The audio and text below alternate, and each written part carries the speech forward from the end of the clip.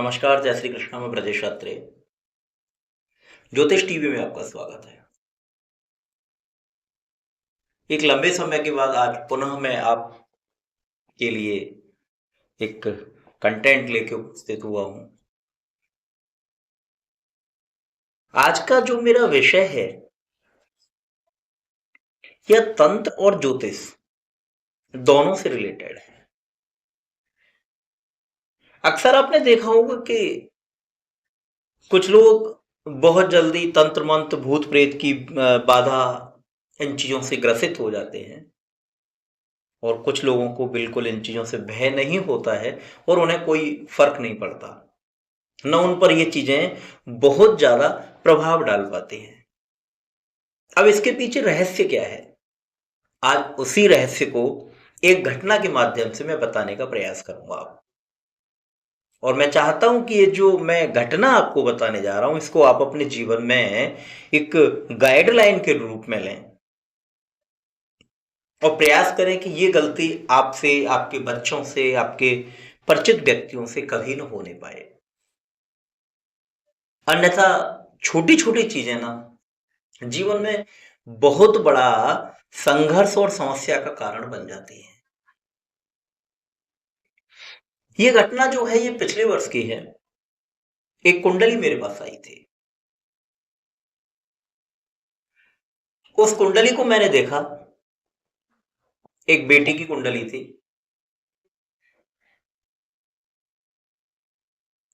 उस बेटी को मतलब हर समय जहां वो रहती थी उसके बॉडी के आसपास से स्मेल आना, जैसे चूहा मर गया हो इस टाइप की स्मेल आना,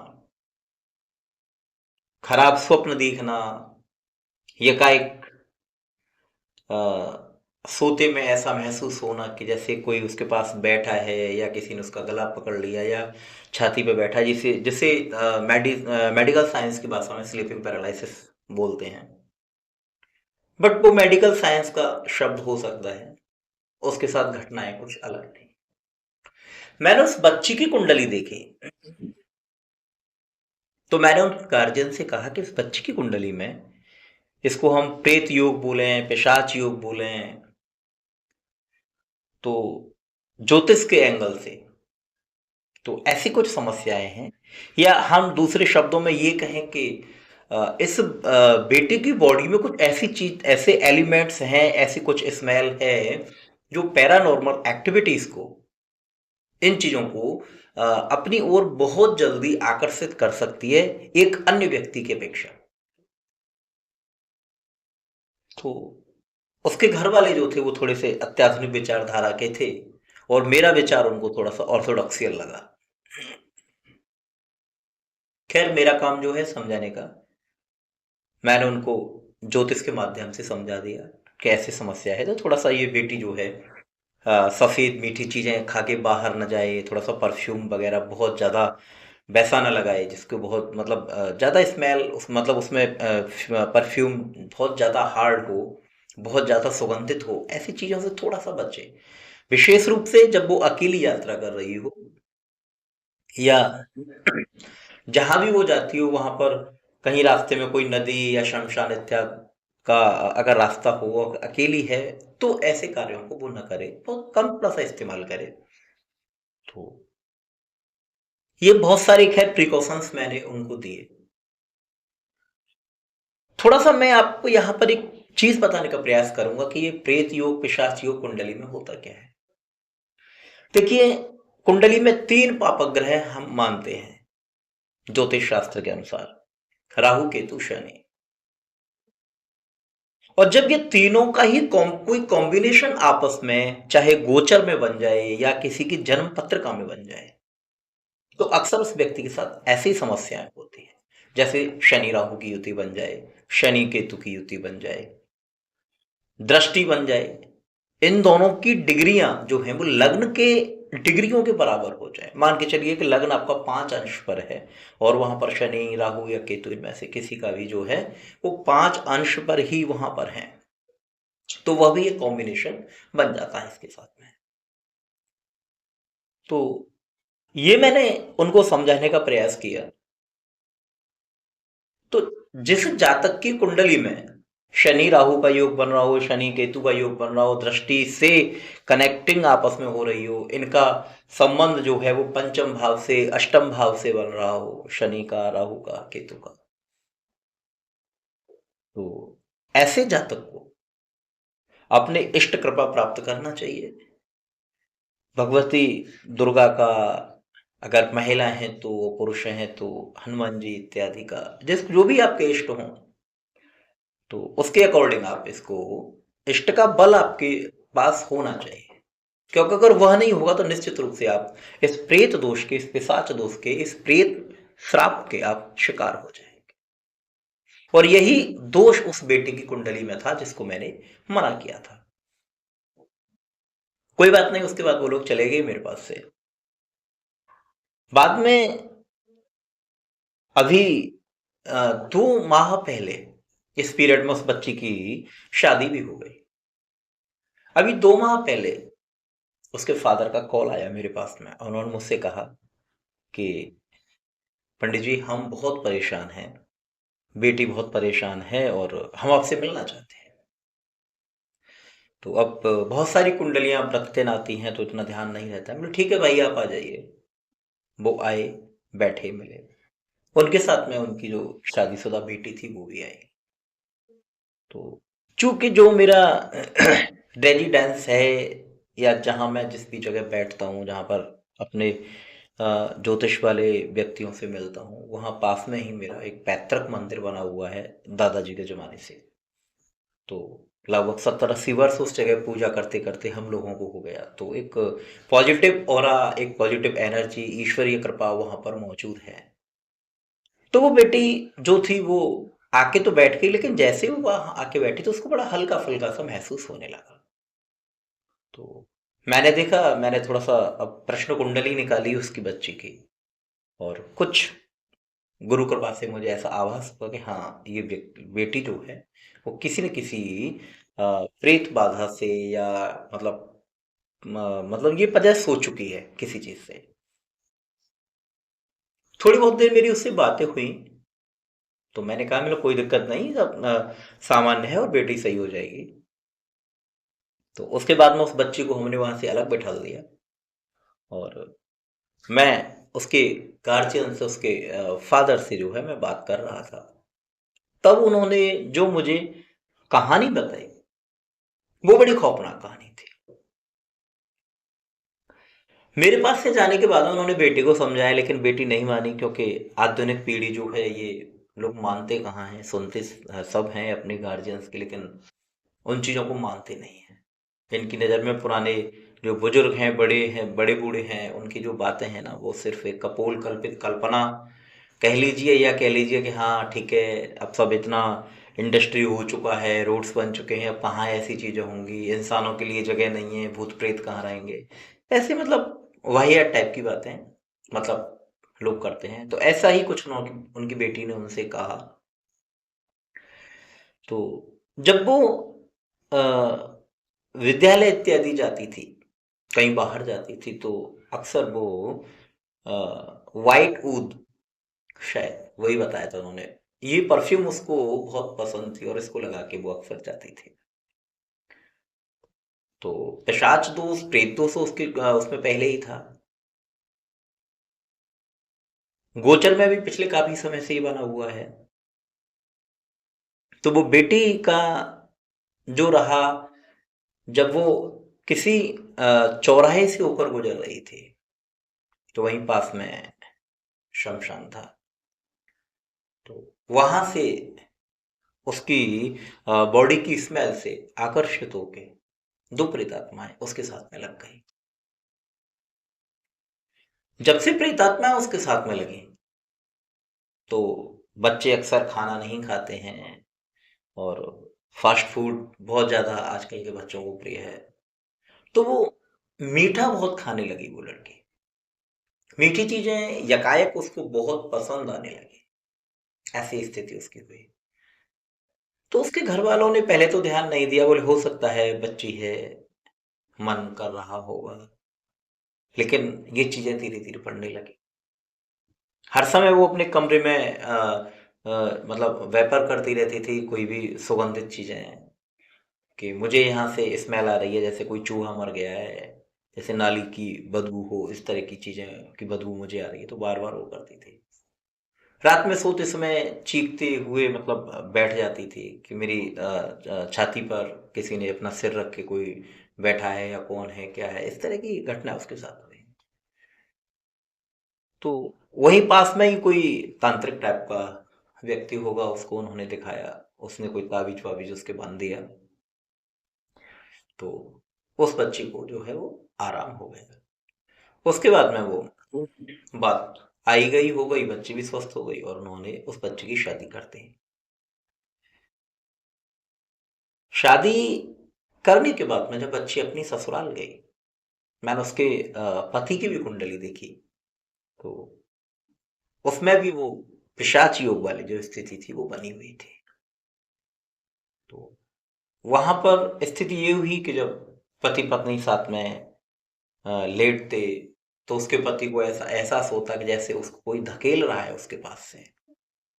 कई बार ऐसा भी हुआ कि वो सोया उसके साथ में, मतलब बेड पर वो सोए हैं और पता चला कि वो नीचे पड़ा हुआ है या वो लड़की अलग लेटी हुई है। ऐसी स्थितियां हो गई। और कभी कभी वो जब भी मतलब अपनी पत्नी को छूने का प्रयास करता, तो वो बहुत ही एग्रेसिव हो जाती। तो जब ये चीजें बहुत ज्यादा होने लगी, तो उसने उसके मायके में उसके मदर से फादर से वहाँ शिकायतों का दौर शुरू हुआ कि आपने अपनी बेटी को मैनर्स नहीं सिखाए, हमारे बच्चे से ऐसे बोलती है, ऐसे करती है, ये करती है, मीठा बहुत खाती है, हर समय परफ्यूम छिड़कती रहती है कि बदबू आ रही है, ये ऐसी स्थितियां बनी। चारों तरफ वो बेचारे घूमते रहे। तो उसके बाद में जब एक बार तब उन्हें याद आया कि जब हमने पंडित जी को कुंडली दिखाई थी तो उन्होंने कहा था कि बेटी को ऐसी चीजों से सावधान रखना। तब वो मेरे पास आए थे। तो देखिए, मैं तो ऐसे झंझटों में नहीं पड़ता, क्योंकि कहीं ना कहीं ये चीजें बड़ी हार्मफुल साबित हो जाती हैं। हाँ, मार्गदर्शन जो भी हो सकता है मैं कर देता हूँ। तो मैंने उनसे यही कहा कि भाई देखो, कुछ दिन पूजा पाठ उपासना बच्ची से कराओ तो रिलैक्स हो जाएगा, लेकिन आपकी बेटी जो है उसके बॉडी में कोई मतलब इस तरह की पैरानॉर्मल एक्टिविटीज है, उस बच्ची के साथ में कुछ गलत तो हो रहा है। उसके बाद में मैंने उसके फादर को वहां से हटा दिया और मैंने बच्चे को अपने सामने बैठा ला। तो मैंने उस बच्ची से बात की, बेटा तुम्हें क्या महसूस होता है, तुम क्या दिक्कत है? तो उसने जो बातें बताई वो और खतरनाक बातें थी। मतलब बातें ये बताई कि उसके जो है चेस्ट पर निशान पड़ जाते थे, जैसे किसी ने दांत लगा दिए हो। उसके नाभि के आसपास के एरिया में दांतों के टाइप के निशान बन जाते थे। और वो ये कहती थी कि मुझे गेट से मेरे हस्बैंड, जैसे मेरा हस्बैंड जो है वो मेरे पास में लेटे हुए हैं, हम लोग बेड पे सो रहे हैं, फिर भी मुझे दिखता है कि वो वहां नहीं है और सामने से मेरा हस्बैंड आ रहा है। और जैसे ही वो आते हैं उसके बाद में मुझे ध्यान नहीं रहता, मैं मेरी बेहोशी की हालत हो जाती है। बट उसके बाद में जब मैं देखती हूँ अपनी बॉडी को और मैं फील करती हूँ, तो मुझे ऐसा लगता है कि जैसे किसी ने मेरे साथ रिलेशन का प्रयास किया हो। जबकि वहीं उसके पति का ये कहना है कि पिछले काफी समय से उसका व्यवहार इतना एग्रेसिव है कि हम दोनों के बीच में ऐसे कोई रिश्ते हैं ही नहीं। बच्ची दिन प्रतिदिन सूखती चली जा रही थी। मैंने उसको धैर्य दिया, मतलब बेटा गलती तो आपने की है, लेकिन कोई नहीं। और इस हर जब कुछ गलत होता है तो उसको सही करने के लिए भी स्थितियां होती हैं। तो यही गोवर्धन के पास में हमारे गिरिराज जी जो है, गिरिराज, तो गिरिराज जी के पास में किसी स्थान विशेष पर एक व्यक्ति बैठते हैं जो तंत्र मंत्र का कार्य करते हैं, मेरे परिचित हैं। मेरे फुफेरे भाई जो कि पूर्व में अच्छे तांत्रिक थे उनके परिचित हैं। उन्हीं के द्वारा मुझे उनके विषय में पता चला था। तो मैंने उनसे बात की और उस बच्ची को वहां भेजा। और संयोग ऐसा हुआ कि अपने किसी रिलेटिव के साथ में जिस दिन वो बच्ची वहां पे गई, उसी दिन मैं वहां पे पहुंच गया उनके यहाँ पे, अपने किसी रिलेटिव का परिचय करा। तो वहां पे स्थिति ये थी। तो जब उन्होंने उस बच्ची को बैठा ला वहां पे, तो जो भी वो तांत्रिक भैया थे, उन्होंने अपना जो भी मंत्र वंत्र फूका फाकी की हो उस बच्ची के ऊपर। और जैसे उन्होंने ये किया तो बच्ची, उसका वीडियो मैं आपको यहाँ पे डालूंगा, मैं, आप देखेंगे उसको, साइड में आपको वीडियो दिखेगा यहाँ पे। तो उसकी स्थिति ऐसी हो गई कि वो धरती में लोटपोट हो गई और उसके शरीर में जो आत्मा थी वो चीखने चिल्लाने लग गई। काफी देर तक स्थिति ऐसी बनी रही। उसके घर वाले भी बड़े दुखी हो गए और वो यही, मतलब उसने, तांत्रिक बार बार पूछ रहा था कि बता तू कौन है, कहाँ से लगा, कैसे लगा, क्या हुआ, लेकिन वो बताने का नाम नहीं ले रहा था। तो फिर जैसे बागेश्वर धाम वाले धीरेन्द्र कृष्ण शास्त्री जी करते हैं कि सेनापति आओ इसको पीटो, ये करो वो। तो ऐसे ही उसने कुछ अपने तंत्र मंत्र का प्रयोग किया, अपने कुछ देवी देवी दैवीय शक्तियों का, देवताओं को बुलाया, उन्होंने उसको ये साथ मारपीट की। तब वो आत्मा जो थी उसके शरीर में आके बोलना शुरू कर दिया उसने। और तब उसने बताया कि ये परफ्यूम लगा के गई थी, और जब परफ्यूम लगा के गई थी तो मुझे इसकी जो परफ्यूम की स्मेल थी बहुत अच्छी लगी, मैं इसके साथ आ गया। तो अब मैं इसके साथ रहता हूँ। तो उन्होंने कहा कि भाई जो हमने ताबीज बनवाया था, उस ताबीज को बंधने के बाद में भी आप इसके साथ कैसे रह लिए? तो उसने बड़ा चौंकाने वाला खुलासा किया कि उस व्यक्ति ने सिर्फ आपको ठगा है। उसने ताबीज दिया, और जब उसने ताबीज बांधा तो मैंने जाके उससे बात की, मतलब वो आत्मा जो थी, प्रेत आत्मा, उस तांत्रिक के पास पहुंच के, भाई तेरी मेरी क्या दुश्मनी है? तो उसने कहा कि भाई कुछ दिन के लिए तू शांत हो जा, और उस दिन के बाद में फिर तू जाने तेरा काम जा।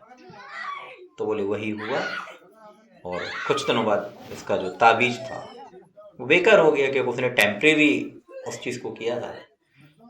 उसके बाद फिर मैं इसके शरीर में आ गया। अब मेरी इसके साथ में शादी हो चुकी है और मैं इतनी आसानी से इसको नहीं छोड़ूंगा। फिर उसकी पिटाई हुई वहां पे, खूब ढंग से जम के पिटाई हुई। तब वो छोड़ने के लिए उस बेटी को तैयार हुआ। फिर भी वो जो तांत्रिक थे उन्होंने क्या किया कि एक अभिमंत्रित सीसी जो है, वोटल अभिमंत्रित करके उन्होंने, और उसमें उसको कैद कर लिया। बहुत चीखा, बहुत चिल्लाया, और उसको कैद करके उन्होंने अपने पास रख लिया। और बाद में अब जो भी वो उसे दफनाए या जो भी करें, मैं तो खैर फिर वहां से चला आया। ये जो घटना हुई, तो इस घटना ने मुझे बड़ा सोचने पर मजबूर कर दिया। हमारी जो बेटियां हैं विद्यालय जाती हैं, कहीं कोचिंग जा रही हैं, कहीं जा रही हैं, मार्केट जा रही हैं, और गार्जियंस मना करते हैं लेकिन वो नहीं मानती हैं।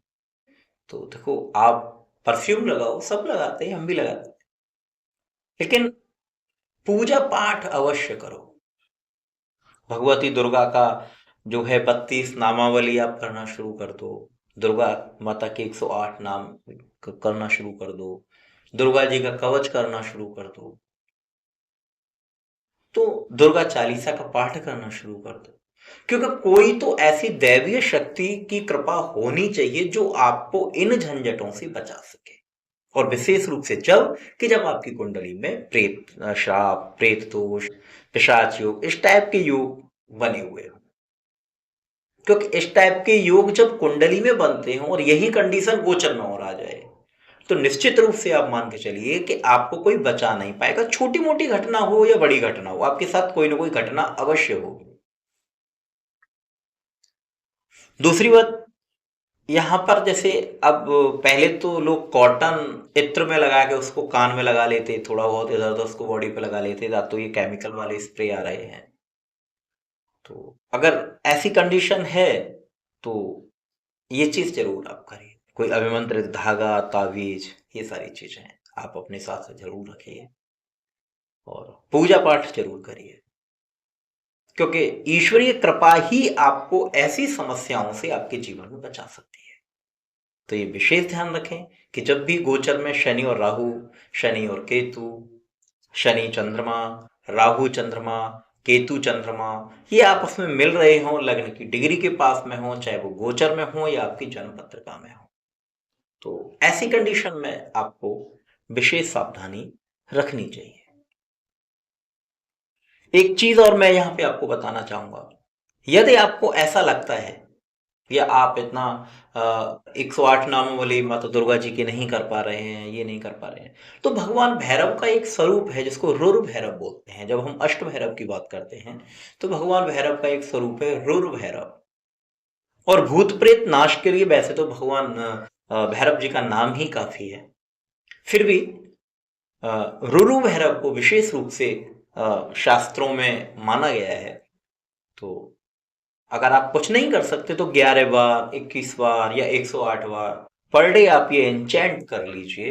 या जब भी आप मार्केट जा रहे हैं और मार्केट से लौट के आ रहे हैं, जाते समय और आते समय, हाथ में जल ले लीजिए, गंगा जल ले लीजिए और इस मंत्र का उच्चारण कर लीजिए। यदि इस मंत्र का आप नियमित पाठ करेंगे तो फिर तो कोई आ ही नहीं सकता आपके पास में।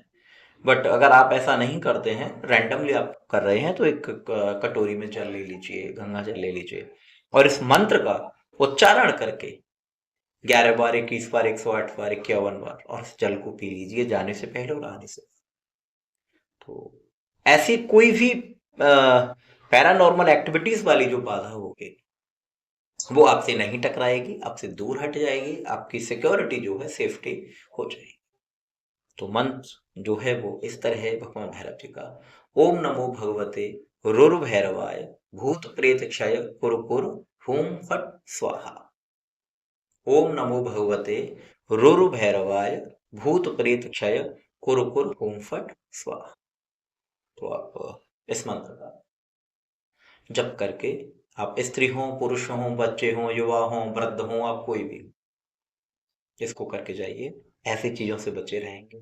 और प्रयास करिए कि अगर आपकी कुंडली में ऐसे योग हैं तो थोड़ा सा सावधानी रखने का।